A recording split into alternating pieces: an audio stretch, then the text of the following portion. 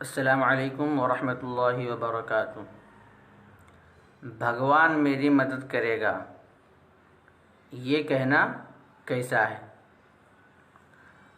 اگر کوئی شخص کسی بات پر یہ قسم کھائے یا لکھے کہ بھگوان میری مدد کرے گا تو ایسا کہنا یا لکھنا شرک ہے۔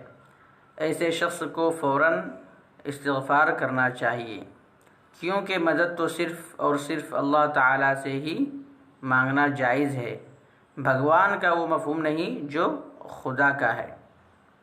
اس کے علاوہ اللہ کے لیے دوسرے مذاہب میں رائج الفاظ سے گریز کرنا چاہیے، خاص طور سے جب کہ غیر اللہ پر بھی ان کے یہاں اس لفظ کے استعمال کا رواج ہو، جیسے غیر مسلم اللہ کے علاوہ پر بھی بھگوان کا اطلاق کر دیتے ہیں، اور بھگوان کرشن اور بھگوان رام کہنا ان کے یہاں رائج ہے، لہٰذا اس سے ہمیں بچنا چاہیے۔